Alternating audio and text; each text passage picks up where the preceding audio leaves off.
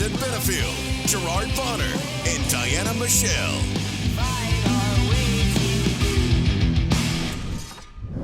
What's going on, everybody? It's that time of the week. It's Friday. You know what that means. It's time for your favorite podcast, the SHW podcast. This right here and over here and down here. This is our wrestling. I'm B-Double Brandon Benefield alongside, as always, the great GB Gerard Bonner and the beautiful Diana Michelle. You guys, I know I say this every time we come off of a big show. I'm always like, we're coming off the craziest show ever. This one, SHW74, last Friday. This one, when I say was insane, it was. It was literally insane. It started off kind of wonky, kind of crazy. And I remember telling GB on commentary, oh boy, if it's starting like this, it's going to be a long, long night. Right. And then just so much craziness happened. And then the way it ended in just utter chaos. We had an insane SHW championship match. Just the whole night was absolutely nuts. So tonight, we're going to recap that show for you. But before we get into it, you guys got to check in. How's everybody doing? How's your week going so far? It's going. It's going. I need some more week. Right. You know what I'm saying? I need some more to go because I'm tired. Yep. Your girl's wore out. But we were talking off of the air and we were saying sometimes we just need a weekend from the weekend. Right. Yeah. Right. Yeah. We're gonna crank it back up this coming weekend. So it's But don't stop. It don't stop. The road goes on forever. But that's fine. That's what we're here for. We love it. That's what I'm doing. Yeah. I mean, I wouldn't trade it for anything. I can sleep when I'm dead. I'm good. We're not going to sleep when we're dead, but that's another story for another day. but what I do know for what I do know for sure is, this is kind of the space we want to be in, and I'm grateful that we get to be busy doing what we love, and so that's always a great thing. So yeah, it's been an extremely busy week, very, very, very busy week, but here we are. Talk about all things SHW74, which, good grief, what a show. What a show.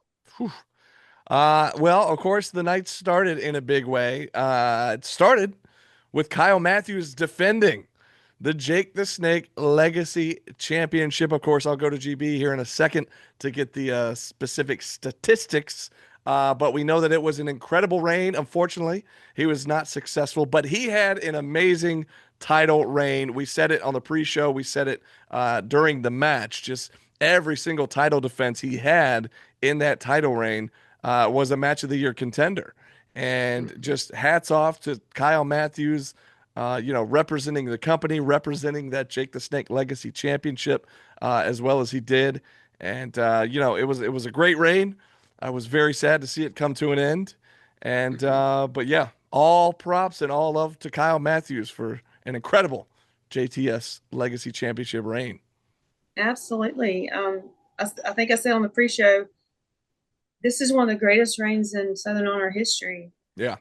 He's really brought honor to that title, and it's really lived up. His reign really lived up to the name of the title. So props to him. And I don't think we've seen the end of Kyle and his title reigning. Yeah. I think it'll happen again. Not sure when or what, but 21 years in, right? Is that right, GB? 21 years in the game and right. still on top. Yeah. Probably better now than he's ever been. It's incredible. Absolutely. Yeah. Yeah, it's kind of wild to see just how Kyle Matthews has stewarded this title reign that he had. 238 days as the Jake the Snake Legacy Champion. He was only 28 days shy from breaking the record set by his one-time or two-time tag team partner in Chip Day. He tied Chip Day for the most title defenses at 5. Had he been successful last Friday, he would have the most successful title defenses of any Jake the Snake Legacy champion. I would say that of all of the championship reigns we've had with the Jake the Snake Legacy title, that title has really taken on a life of its own because of the men who have held that title. And this title reign that Kyle Matthews had was just phenomenal. It was absolutely phenomenal. Again, many match of the year candidates, everything from QT Marshall, which was a verifiable match of the year. I mean, it was literally voted on as match of the year, Yes. to what he did just last month with Alexander Lev. I mean, some phenomenal matches. Kyle Matthews has set a bar extremely high, that anybody who attempts to follow will have to do. Yeah. And so, yeah, it's become one of the most important championships, certainly in the Southeast. And when we think about new titles that have been created, I would say it's the most important new championship created in independent wrestling easily in the last 5 years. They have done, these guys have just given us the kinds of matches that make you go, if you're holding this championship, you have to be something special. So congratulations to Kyle Matthews for representing the Jake the Snake Legacy Championship well. And it's going to be interesting to see what the next chapter for this title will hold, now that we have a new champion. Yeah. But what a way to kick off the show. I mean, with an incredible title match there for the JTS Legacy Championship. To your point, GB, I mean, it's become in the last couple of years one of the most sought after championships in all of indie wrestling, which is incredible. So we're so proud to have it at our home base here at Southern Honor Wrestling. So an incredible way to kick off the show, on top of just a stacked card. I mean, we go from match to match here, and you're going to hear just how incredible all of these matches were. But coming in next here, it was Hunter James getting a rematch here against Byron Young. Another Rumblejack qualifier, rematch from a Rumblejack qualifier from the month before. This time, however, Hunter James doing anything in his power to get another opportunity, putting $5,000 of his own money up to Byron Young. If Byron Young could defeat him, he got the $5K. However, if Hunter James defeated Byron Young, he gets to keep his money, and he gets that Rumblejack spot from Byron Young. However, to everyone's shock once again, Byron Young taking that money and keeping that Rumblejack spot. What a shocker. I mean, it shocked everybody last month when he won by countout, and everybody thought, and everybody thought, could he do it again? Could he really do it again? And lo and behold, he came close to winning by countout again. It was that's right true. at 8 or something before Hunter got back in the ring. That's true. I was like, that would be crazy. But you guys give your thoughts on the match, and then GB, I got to ask you about at the end there when Hunter approached the commentary booth. The thing is, these guys get so frustrated when they lose a match, and then they come over like it's our fault or it's GB's fault or whoever. I'm like, guys, you were the one that lost the match. We're just sitting here. You have to tell the story. But anyways, you guys talk about your thoughts on the match, and then GB, you can kind of get into what happened afterwards. The match was great. The match was I mean, it was back and forth. There was a lot of hard hitting. There was a lot of moves. There was a lot of action. It could have gone either way. Either way. I want to say I was shocked. But then again, I don't want to say I was shocked. But we just didn't know what was going to happen. We had no idea. But it was kind of cool I had the money in my hand, y'all. I was holding the purse. Me and Zach were contemplating on splitting it and taking off for the night because $5,000. I mean, look, am I saying that Diana kept some and paid for Waffle House for us all later? I'm not saying that. But Mr. Young did drop a couple of bills on the way out the door, so he did. Either way, that was amazing, and congratulations to Byron Young for his win and for the cash and for his spot in the Rumblejack. Hunter, boy, I don't know what got into you, but we don't act like that. Gee, you can share your feelings. Diana, you were saying it on the pre-show leading up to the night. They weren't acting right. They wasn't acting right. Wasn't nobody acting right. Hunter didn't act right afterwards, did he? No. Yeah, kudos to Byron Young. To me, it's the ultimate double or nothing situation. I mean, like I honestly felt like Byron, you were taking a big chance here. I mean, getting entry into the Rumblejack is already difficult, hence all the qualifying matches.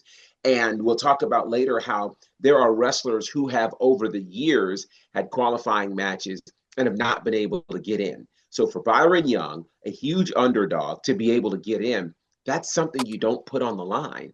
But he felt so confident that he put it on the line and got the chance to win $5,000. And I think again, people walked into this going, "Oh, well, if Hunter James is putting $5,000 on the line, this is a foregone conclusion. There's no way this man's going to leave and lose $5,000 and lose his Rumble Jack." No, no, no. Byron Young proved that we're seeing the making of a new star here at Southern Honor. And that is very exciting to see.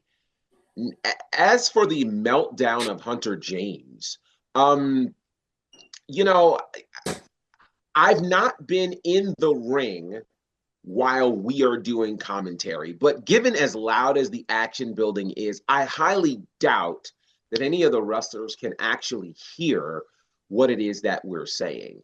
And even if they did, there's no reason to come and put your hands on us or threaten us because you didn't win the match. All we did was call what we saw. We didn't influence what happened in the ring at all. Now, what I will say, Hollywood Hunter James, that we said then, and I'll say again now, is had you been paying more attention to what was going on in the ring and not, trying to flaunt how great you were, but you actually had urgency and stayed on Byron Young, you might have kept your $5,000 and gotten a spot into the Rumble Jack. So getting upset with me isn't going to get your $5,000 back. Certainly not going to give you a spot at the Rumble Jack. And, it's funny. I'm the one of the three of us that have not gotten in the ring, and I don't plan to. So please, ma'am, sir, whomever else might come over, you don't have to put your hands on me to prove a point. This wasn't the first time someone came over and threatened me Friday night. And I don't know what the reasoning for it is, but I will say this. Hunter, I think two things need to happen. One, you do need to figure out what's going on, how you've been consistently losing these matches. And I think I might know the answer to that, sir. Where is your guiding light? Ooh. Where is Tristan Michaels? It seems as though every time Tristan isn't there, you lose. So maybe you need to figure out how you can fix his schedule, or since you got $5,000 or maybe had it, grab some extra money and bring him on board, pay him a little extra to be your guiding light, because it seems like the path has been a little darker for you and you could use his guidance. But every time he's there, he can win, but he wins with cheat, lying, stealing, and all this other mess. And it's, I don't know, what does that say about Hunter? I don't know. But this is a guy who was the former Jake the Snake Legacy champion. Granted, he won the title via disqualification and had some questionable moments and things, but he also had some great matches in there too. He's got the ability to get it done. I don't know, but I do know, with all the focus on him, congratulations, Byron Young. Once bitten, twice shy, and it's clear that twice is not a fluke, because you pinned him this time. This is not a count out. It was not a disqualification. You have earned your way, certainly into the Rumble Jack and into the hearts of the SHW faithful. So congratulations. And I think it's time for people to stop counting Byron Young out. Right. He's a contender now. He is. Yeah. Mr. Natural, making his way to his first ever Rumble Jack, the 7th annual Rumble Jack, coming up in August. And man, it'll be here before you know it. Cannot wait. Cannot wait. I know. Wow. I know. Up next on the card, it was the other half of the infantry taking on the other half of the Skulk. We had seen the partners taking a one-on-one matchup the month before when Carly Bravo took on Adrian Alanis. This month it was the Captain Sean Dean taking on Liam Gray. Of course, the Skulk been walking around the last few months in possession of the SHW tag team title belts, claiming to be the true tag team champs. We all know that's not the case. We all know that Carly Bravo defeated Adrian Alanis last month. Could Sean Dean defeat his partner Liam Gray? And if so, would the infantry finally get their belts back? we would get the answer to that question after this match, which was a big moment, one of many big moments throughout the night. But a heck of a match. It was fun seeing Sean Dean back in singles action. It's been Yeah. quite a while since the early days of SHW, as a matter of fact. And speaking of the early days, he gave a shout out to one of the SHW legends, the one and only, our pal AC Mack, pulling out the Mac 10 to finish off Liam Gray. Did Sean Dean, even shouting out AC Mack when he did it. And I just thought that was a cool little nod there as he got the victory. And you guys, your thoughts on this one before we talk about what happened at the end? Ugh. Yeah. I think I'm glad that. Are we done with the skull? I hope we are, because jeez. Wow. I mean, jeez. She said, ugh.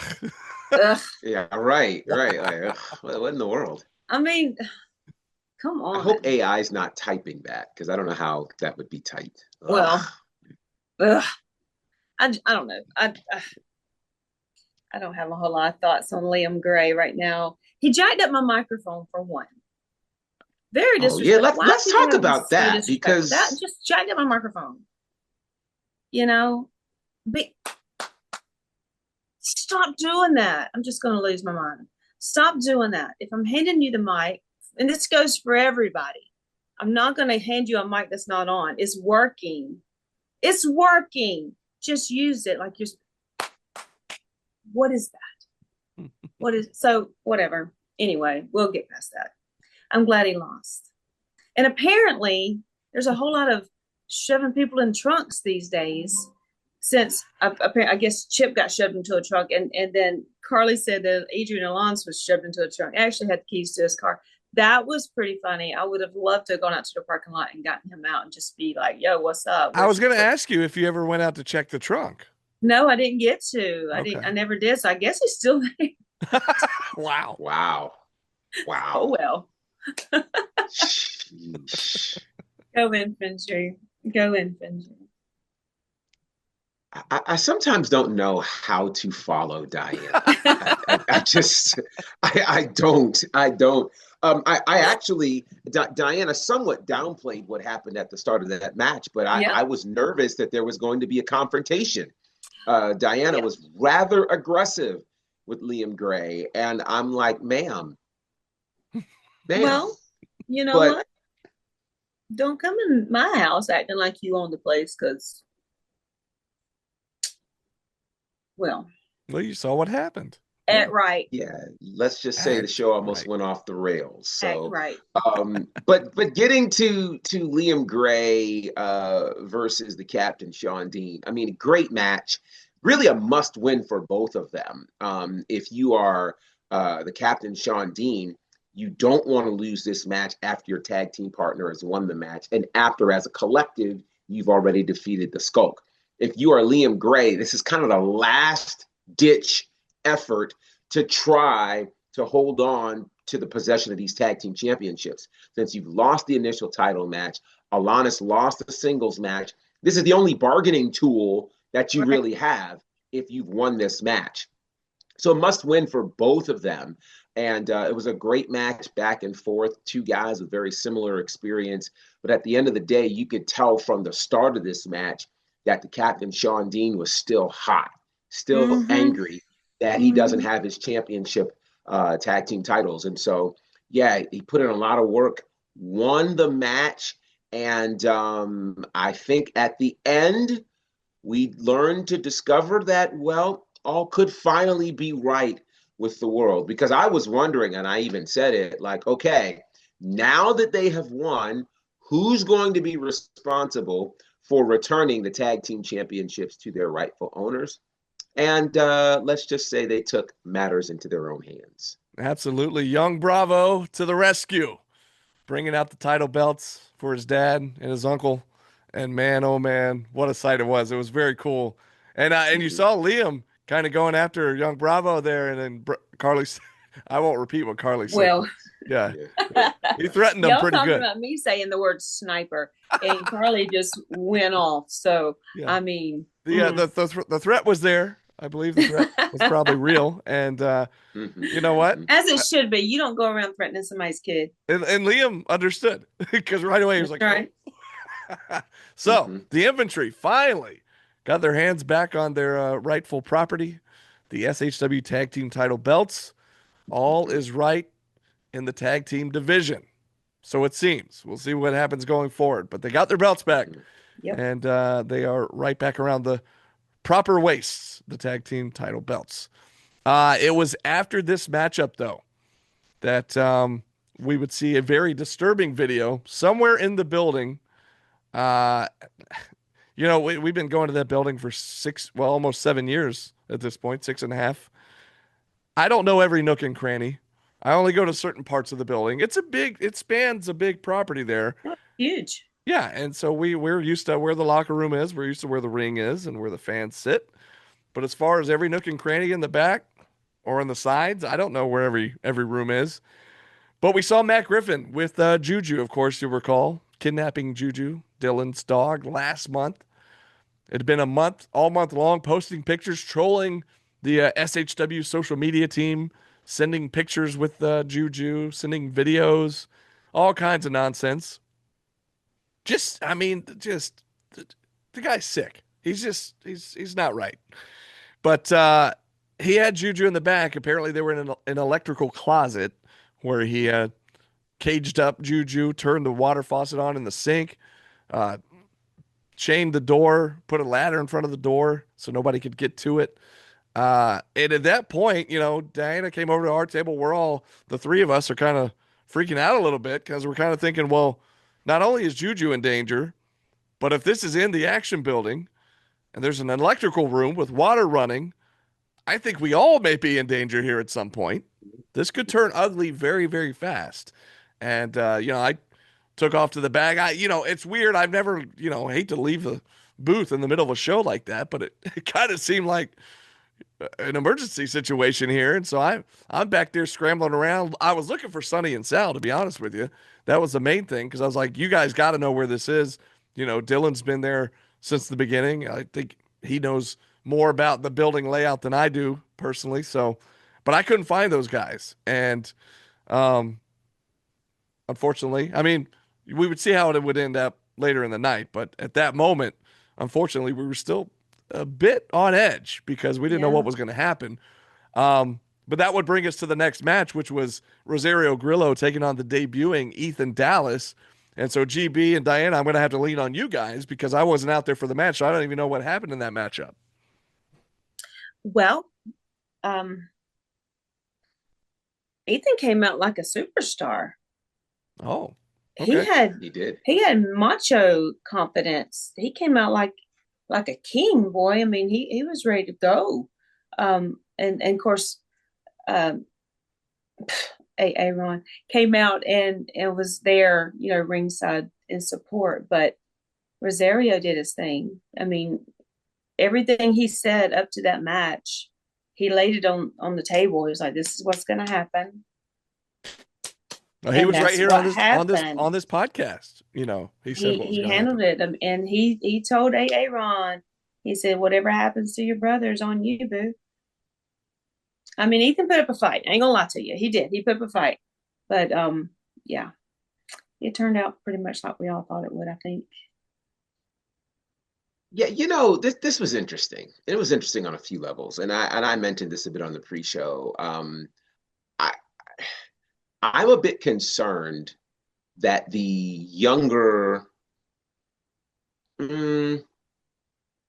less developed brother is now having to stand up and fight for the older, more buff brother. I don't know what's going on in the Dallas household. I really don't. The first fight I ever had, and I haven't had very many, the first fight I ever had was me coming to the aid and honor of my younger brother. It was not my younger brother coming to the aid and honor of me. Mm-hmm. So that whole scenario is wild to me. Aaron did come out to support his brother, which was good.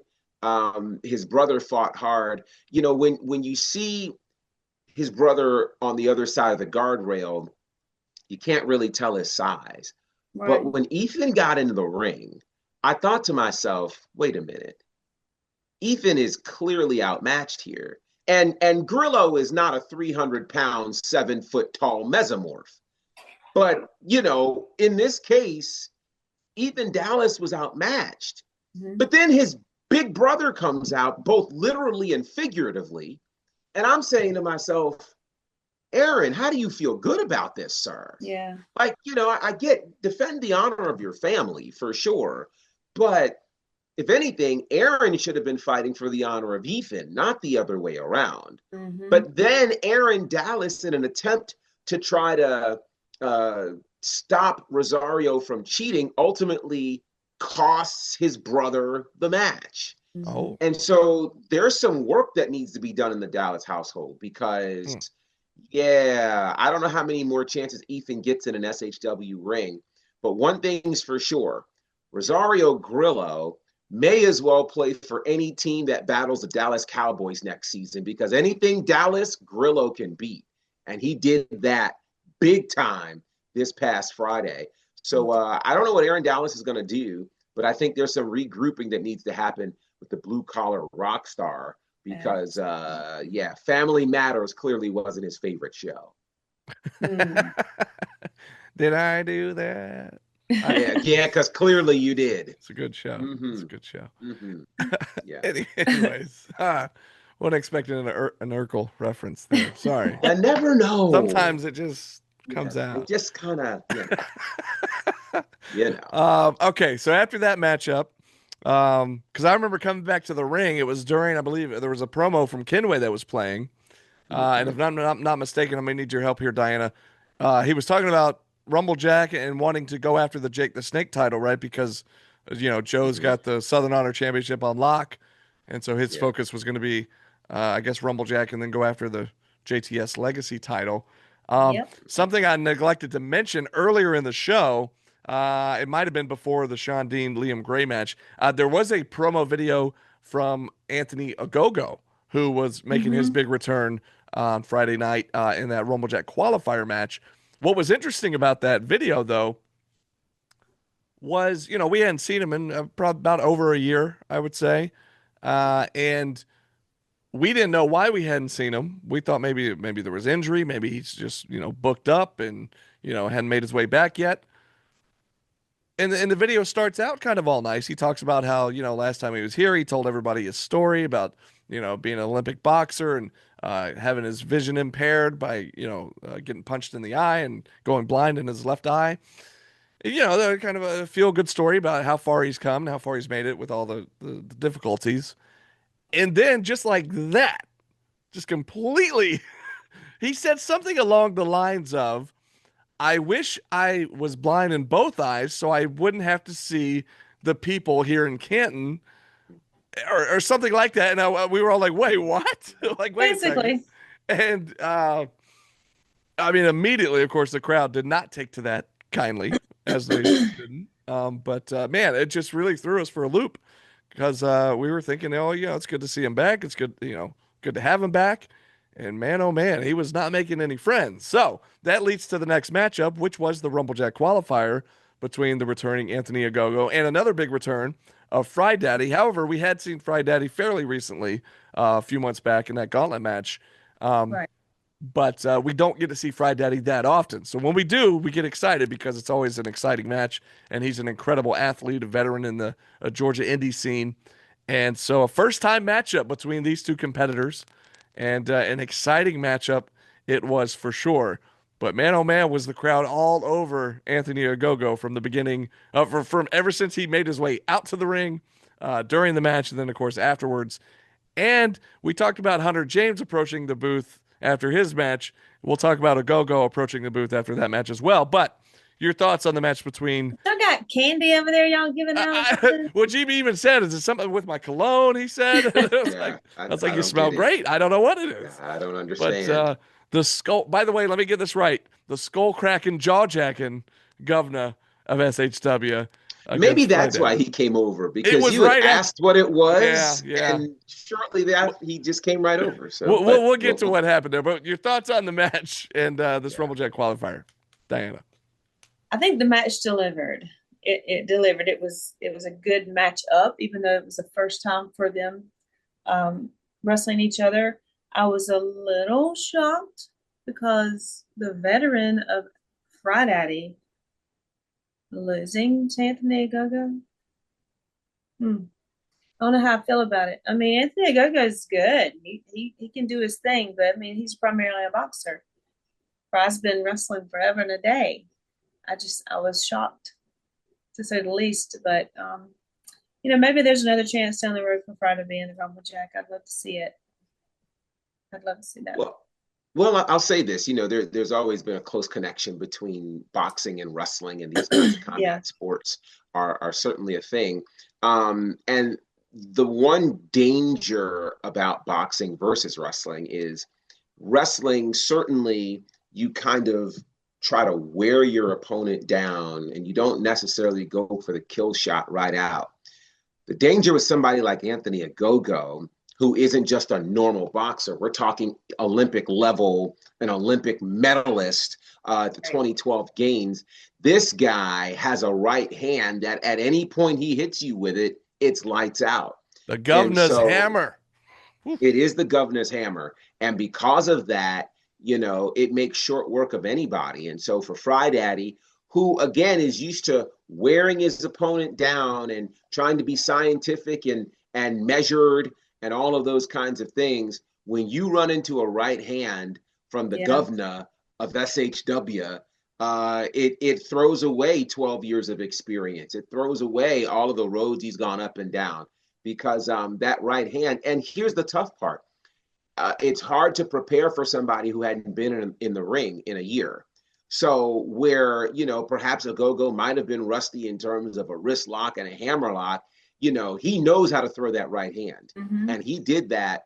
And, Fry Daddy tried to stay with it as long as he could. But once it connected, it was lights out. So Anthony Ogogo, in this battle of two men who have never been in the Rumble Jack, punches his ticket to the Rumble Jack. And you have to think, if he's throwing these right hands left and right, could that be advantageous to him or could that be problematic? Because remember, with the Rumble Jack, you've got to get your opponent over the top rope with both feet landing on the floor. Now, if you uppercut him and he goes over, I'm sure that would do the trick. Yeah. But if he falls out in the ring, you got to be strong enough to get him up and out. So we'll see what happens. But congratulations to Anthony Ogogo. And this could be very dangerous for anyone holding a championship here in Southern Honor if that man becomes the winner of the Rumble Jack. I can't wait to get to Rumble Jack season. I know.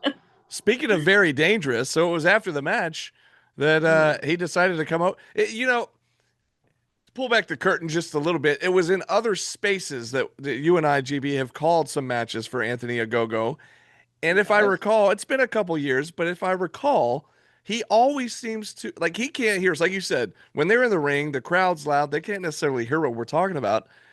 But coincidentally, every time we're in the process of putting him over or talking about his big win, he comes over and he yells, "Put me over, tell him this, tell him that, I did that." And we're like, but we're saying that. Anyway, so that's kind of what happened the other night. While we're in the middle of talking about his big victory, he decided to come over and reiterate what we were already saying into the microphones there on the headsets. And so anyways, just, enough to give us goosebumps and a little chill down the spine there when he gets that close to you. And again, he's the jaw jacking, skull crack. I messed it up already. The skull cracking, jaw jacking. Jaw jacking, yeah. Anyways, I was in the middle of messing it up when he came over there. And that's what I thought, well, maybe he overheard me. And I was like, oh boy, here we go. I've done it now. But anyways, big win there for Anthony Ogogo. The governor making a big return after over a year away from SHW will be in the 7th annual Rumble Jack. And again, that's coming up in August. It'll be here before you know it. But, of course, we have a big SHW75 in July 11th, as a matter of fact, before we get to August. But we'll get to that because there's already been a big match announcement for that show. But we'll tell you about that here towards the end. After that, let's see. What do we have? We had Grayson Grayson Mm, Pierce, the young gun, taking on the superstar Jay Lucas, in a feud that's started several months back, and at one point even intertwined Owen Knight into the mix. And these guys, we said it a while back when we saw Lev have a match with Hunter James, where these two, you could picture them fighting for years over various promotions. yeah. And they're just it's that kind of a feud that I could see build and build and build from two young superstars that could go on to carry any company they're a part of. And I Yeah. feel like that's kind of the case here with Grayson Pierce and Jay Lucas as well. Of course, there was a lot of baggage with Grayson Pierce coming into this match as it pertained to Alexander Lev and what happened the month prior when Pierce would eventually turn on Alexander Lev. And anyways, we wondered if that would come into play, and eventually it would after the matchup. But your thoughts on this match, Grayson Pierce and Jay Lucas? This has a schoolyard brawl feel to it to Mm. me. Hmm. Like Hmm. neither one's going to back down, but Grayson seems to be the troublemaker. He seems to be the one sitting in class picking, starting stuff, meet you outside kind of thing. And I don't know if it's paying off. I don't know if he's getting where he's wanting it to be, but he's definitely getting a lot of attention from a lot of people who like to fight. And I don't know. I don't know. I think Jay Lucas still has a point of proof. He still, Lev coming out at the end was, we knew something like that was going to happen.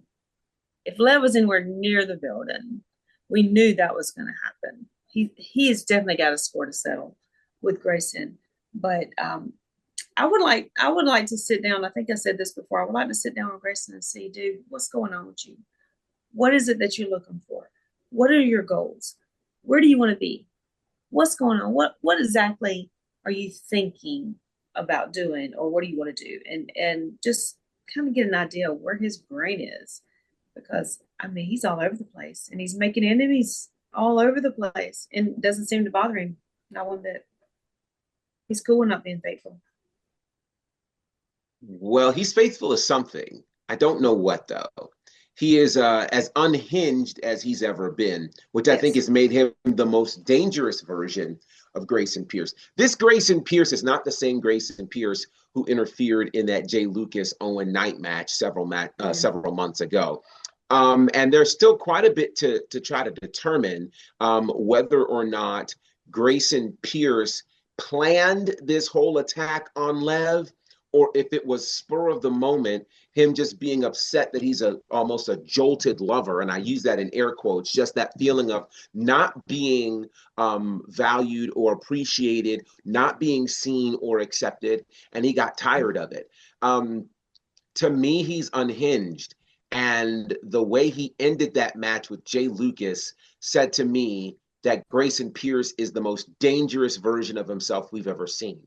Literally dropping Jay Lucas on his head, showing no remorse for Literally. potentially injuring this man. Walked away like I've proven my point, on to the next. So Alexander Lev coming out, it's clear that Lev um, has some unfinished business, and rightfully so. I mean, this man cost Alexander Lev the Jake the Snake Legacy Championship, not once but twice in the same Right. night. So yeah, he's got a lot of scores to settle with Grayson Pierce. So we'll see how all of this turns out. But I think Grayson Pierce is as dangerous as he's ever been, and Alexander Lev is as angry as he's ever been. So the collision course that these two are on is going to be something that is worth seeing and is not worth missing. Right. Yeah, absolutely. Can't wait to see where it goes from here. Now, of course, we found out at the beginning of the night that we were going to have two big co-main event matches. One of Mhm. those for the Southern Honor Championship, Joe Black defending against Cutthroat CT Keys. And of course, that other match, the big tag team match, Happy Madness against Matt Griffin and Gunnar Miller, with control of the company on the line. Juju at stake. I mean, so much at stake in that match. Before we get to the co-main event, though, there was another backstage video where we finally see Sunny Days back in the locker room, and he was the one, him and Sal, who I was looking for earlier in the night. And then Sonny, you could see the frustration on his face. He was fired up. He didn't know he couldn't find that room either. Couldn't find Juju. And you could just see it in his face, like how livid he was. In fact, speaking of his face, it was half Sonny, half Dylan that night. If you notice the face paint, a little Two-Face. And so it was very interesting, where his mind was at. Because normally the Sunny Days mind is a very scary place to be. I never want to be there. But you can imagine being Dylan and being a dog owner. Anybody that's out there that's got a dog, you lose your dog. I mean, this is the same dog, by the way, that Sonny had lost for, what was it, like 16, 18 months, something crazy, some very Close to 2 years. Yeah, close to 2 years. And miraculously, just after last month's show, literally the next day, we had our show on a Friday last month. That Saturday, he gets a call. Somebody had found his dog, taken it to get the chip read at the vet. He gets a phone call. I mean, it's like, can you imagine if you have a pet, a beloved pet that's gone missing in nearly 2 years? I mean, you never want to give up hope, but I mean, you saw the sides of Juju. It's this tiny little dog out on her own in the wild, and you just you start to kind of fade a little bit, lose a little, and to get that call had to have been just such a moment. And then to turn around and have some scumbag like Matt Griffin, kidnap your dog. Unbelievable. Unbelievable. And so you saw in that backstage video where he was in the locker room and how fired up he was, just throwing stuff and slamming the lockers. And anyways, that would lead us to CT Keys and Joe Black before we would get to that main event, the other co-main event matchup. Also, speaking of CT and Joe Black, we had heard earlier in the night that Alex Kane was in the building and that he specifically had his sights set on that championship match. And GB, we were lucky enough to have the Suplex Assassin himself join us on commentary for that matchup. What a treat that was, huh? Huge treat. What an honor. The forever MLW world champion sits down to join us for the closest view he could have. And just take my word for it, guys. You need to hear what he had to say on commentary. I was not prepared. Neither was I. I was not prepared.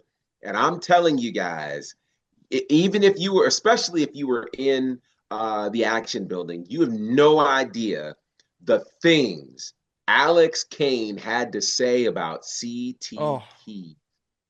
Wow. Yeah. And I probably said wow 6 times because I was in utter shock. Here's the thing. I mean, nobody in their right mind, unless you're Alex Kane, apparently, would say the things he was saying about CT Keys. Nobody in their left mind would say anything remotely like that. Right. So I'm shocked. I'm like, are you sure you want to say this? You know he's going to hear this, right? Yeah. Yeah. Well, Diana, I know that one of the things you were hoping was that there wouldn't be a hot start, a fast start, and that you would actually get to give a championship introduction for this matchup. And you did get your wish. Your wish came true. I did, even though the mics kind of screwed up that night, but it was such an amazing. I love doing the announcements for Joe Black, period. Yeah. Especially as a Southern Honor champion. It's such a big feeling. And the match delivered such a big feeling. I was locked in the whole way. Oh my God. This match, I'm still kind of going up the screen machine, y'all. I'm still getting up there, but it's like I'm almost there. With Alex out there too. I still get chills. It's going to be so good. But this match right here, it was hard hitting. It was chopping.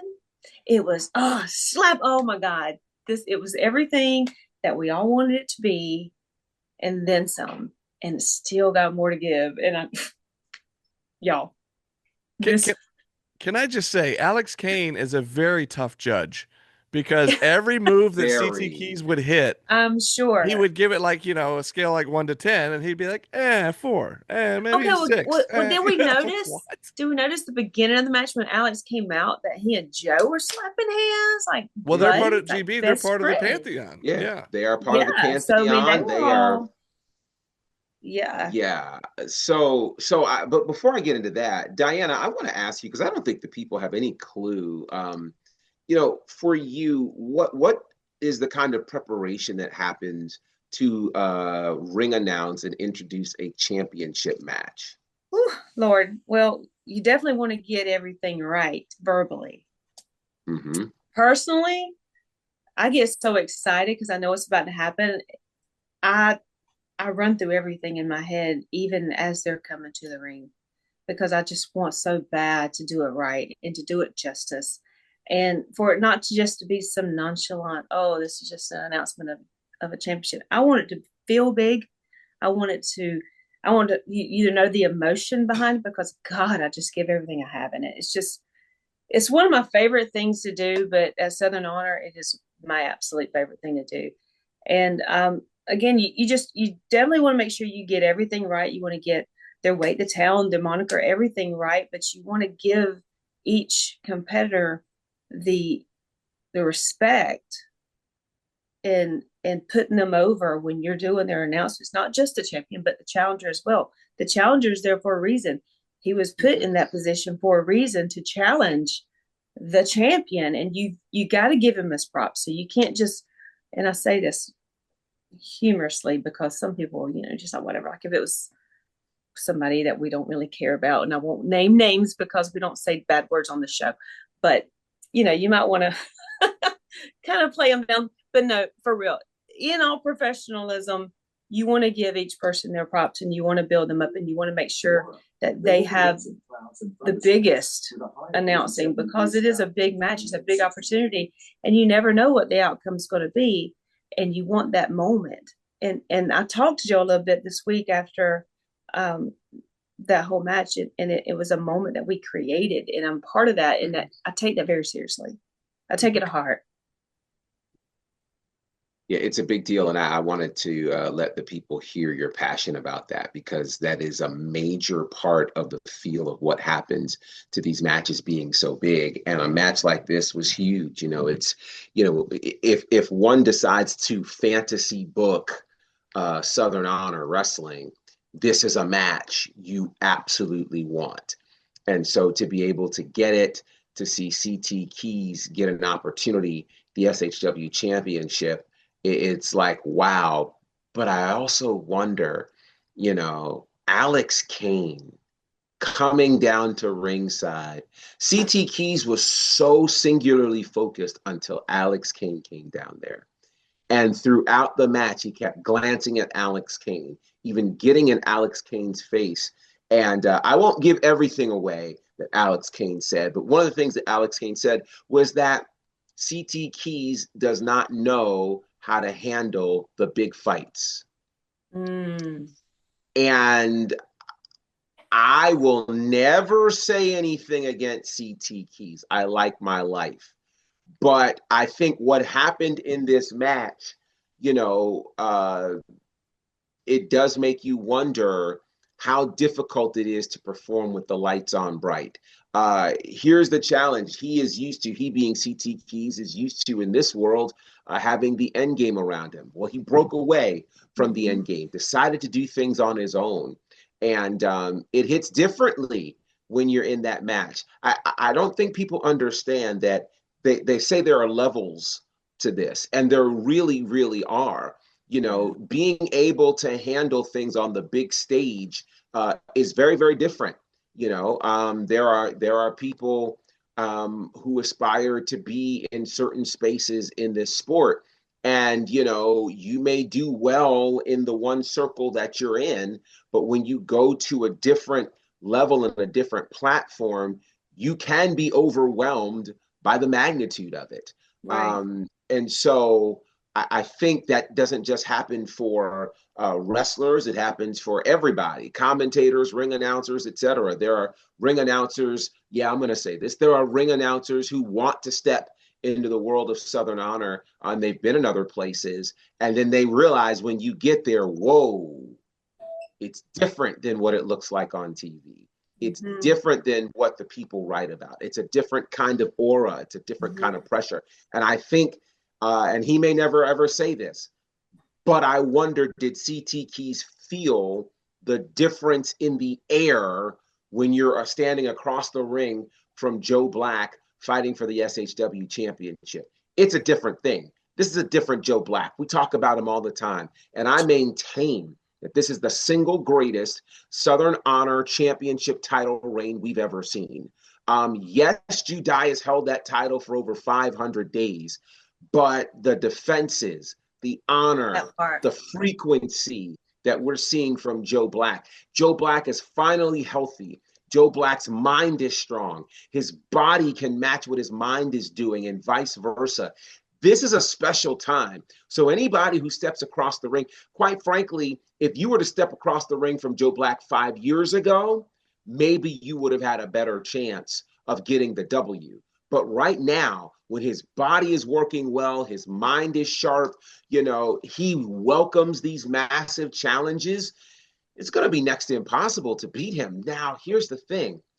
We may never know, because the interference of Alex Kane in this contest caused this match to end before we got a pinfall or a submission. So we don't know what would have happened.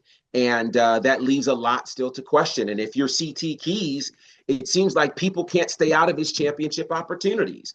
When he had the match for the Jake the Snake Legacy Championship, someone else got involved, ultimately costing him that opportunity.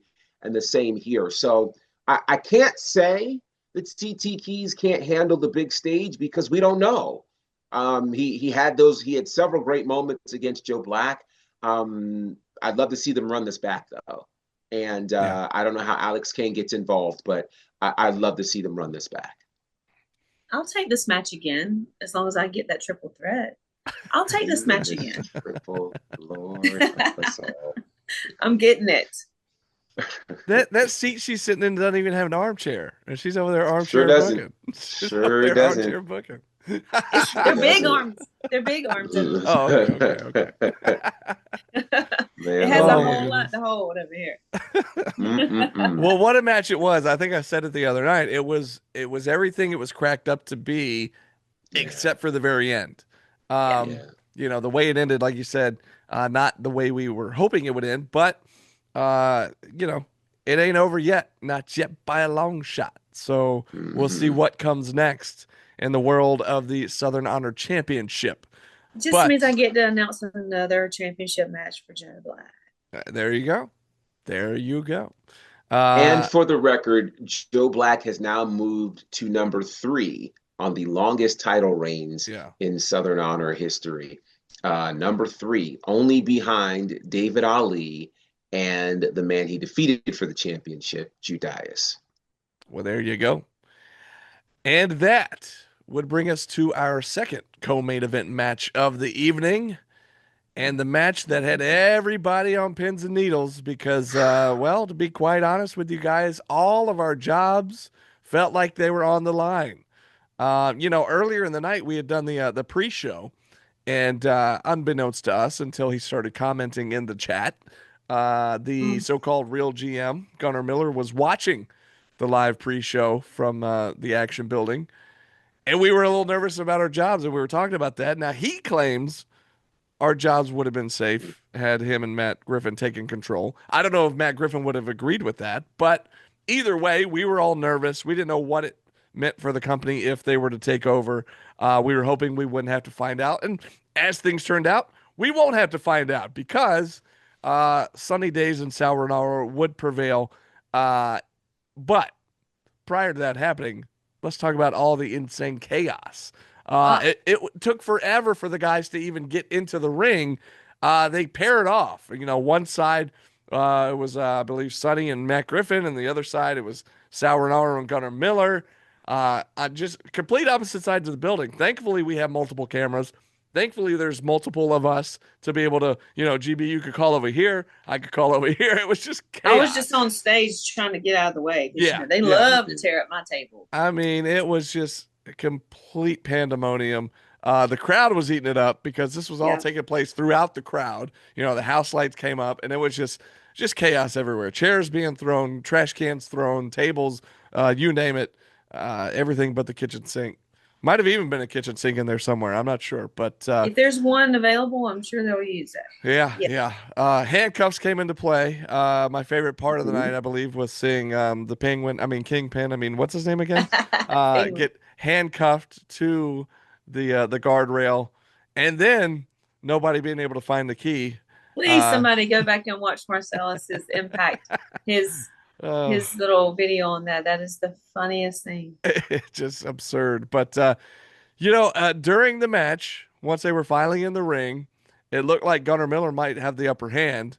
He may have hit a spear. Did he hit a spear on both Sonny and Sal at one point? I I can't think remember. so. So much Okay. chaos was happening. But at one point during the match, we see backstage again.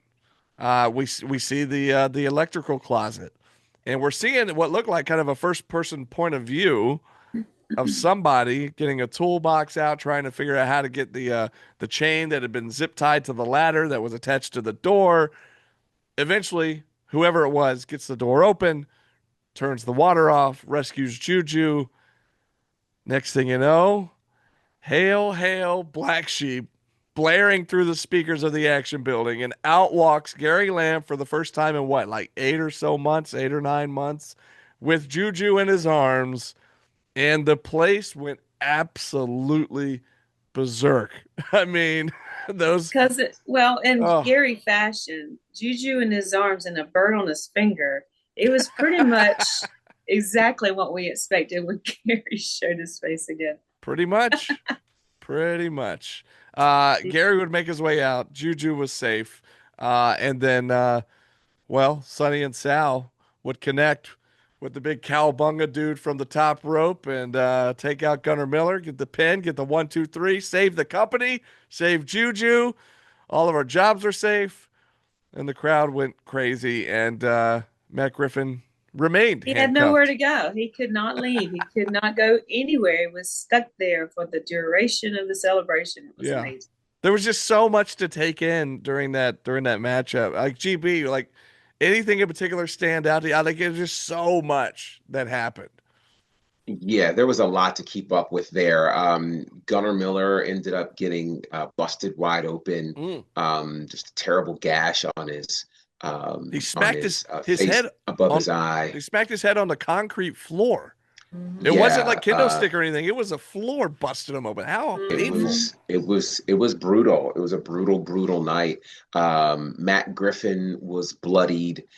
These guys literally fought all over the action building in it, and I was concerned because this was Sal Renaro's first match back in over a year. Yeah. Sal Renaro had not won a match in Southern Honor in almost 600 days, and so would this pairing of Happy Madness, who, one of the best tag teams in the history of this company, on paper, it would make sense that they would defeat any team that had never teamed up before. But Mhm. given what happened in the previous month, where, all the I's were seemingly dotted, T's were seemingly crossed, but there was a loophole, around Sal Renaro, would that come into play last Friday night? Well, again, where there's a will, there's a way. And in this case, where there's a lamb, there's a way.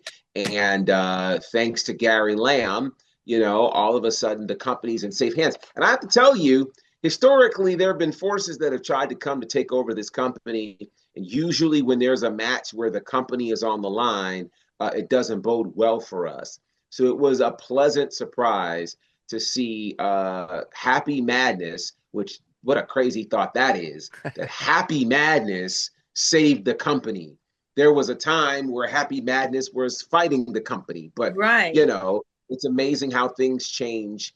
And now the question would be, of course, if Gunnar Miller and Matt Griffin won, they'd be in control of the company. If Happy Madness won, Juju returns, and then Sunny Days gets to choose a stipulation of his choice for a one-on-one match with Gunnar Miller. And, well, let's say he chose a few interesting stipulations.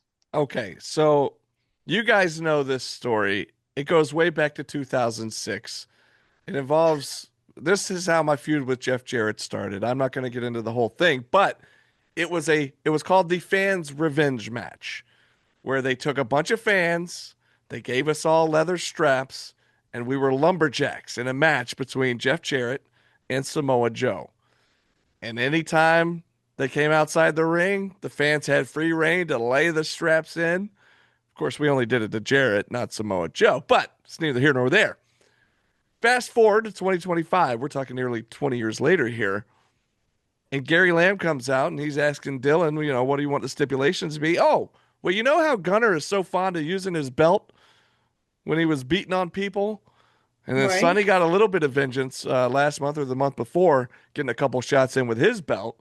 Well, hey, let's have a strap match. No, let's have a lumberjack match. No, let's involve the fans. Okay, let's make the fans the lumberjacks and give them all straps.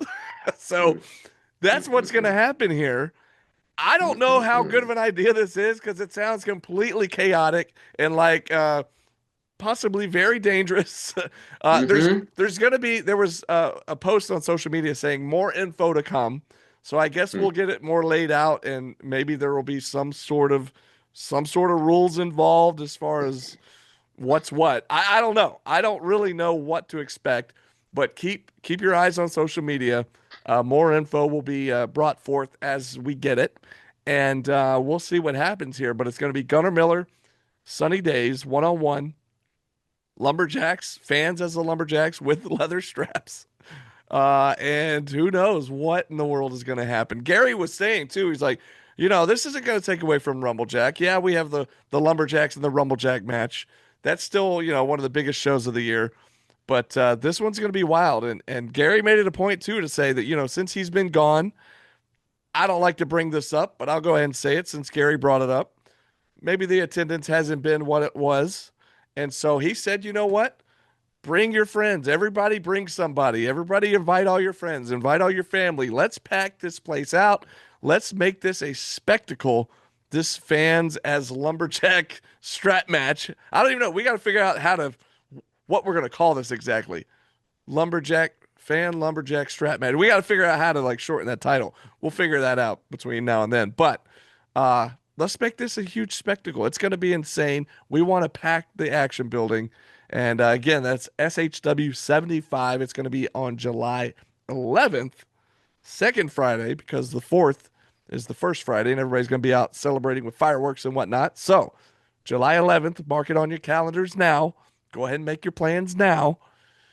And, man, SHW75 is going to be insane. What are your thoughts when you heard the idea of this crazy match that came out at the end of the show last Friday? What were your thoughts when you heard? Were you like me going, oh, this sounds, I don't know about this. This sounds a little. My personal thoughts was like, y'all can have that. I'm going to. I'll be watching from the stage. Yeah. I'll be watching from the stage meet. And I'll let you know a little bit about my childhood. I wasn't always the best child. I've had my share of straps. Uh-oh. You know what I'm saying? So I don't want no more of You? that. Yeah. That's how we do it down here in Dubtown. GB, you know why? GB, you know why? Because she wasn't acting right. That's why. I wasn't acting right. Mm-hmm. Look, I learned, okay? I don't want no more of that. None. Yeah. My mama didn't play. So y'all can have that. I'm just going to take my drink to the stage and sit and watch. Well, I thought to myself, I wondered what would the stipulation be? Would it be a Matt Griffin on a pole match? Would it please, can we add stuff now? A cage match? Oh, I forgot to mention the best part. Matt Griffin is going to be in a dog kennel or a dog cage, right? Yes. That's the best part. I hope it's one of them carrying kind, the big plastic ones that you Dude, really have to stuff him into, and I he was can't see out. thinking we're gonna have to get a custom made one. There's no one big enough for Oh him, right? man, yeah. So this is a wild match, a very wild match. So I'll be intrigued to see how the fans will be selected because I don't think it'll be every fan, obviously. I These fan inclusion matches are always so unpredictable because Yeah. the SHW faithful are loyalists. They are they can be a rowdy bunch at times. And when you talk about wanting to get revenge on men who have damaged or attempted to damage the company, people might ask. I'm not one to ever really talk about attendance and things like that. But I don't believe the reason for it is because Gary was gone. I believe the reason for it is because you had Gunnar Miller and Matt Griffin really trying to ruin the company. So we'll see what happens this next show. But one thing I'm sure of is fans are going to be perhaps a little too excited to get their hands on these guys. So good luck figuring that one out. I hope that there's like a cage around us so we can be Y'all safe. need one. We need the what was the coal mine? Is that what it was? Yeah, like we need something because at this rate, I don't want people to confuse us with them since they're Well, that getting might be a strap good happy. idea from So, here on out, being everybody likes to come to your table and grab you by the tie or, True. it's something. wild. Guys, It's y'all need some wild. protection over there. Maybe y'all should have tasers. Yeah. Zip. Whoever's Oh. bought zip. That'll keep them away. It worked to win the Goldberg's That's why winning you don't streak. like straps. Yeah. Yeah. Mhm. Look, I know how to act right, but I also know how not to act right. So just Gotcha. remember that. I'm on your team, though.